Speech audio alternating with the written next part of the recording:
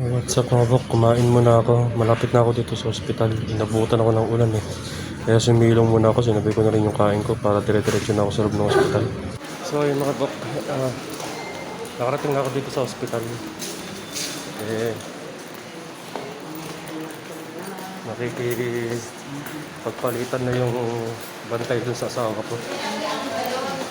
Nahirapan akong tumawid sa kabilang kalsado dahil maulan.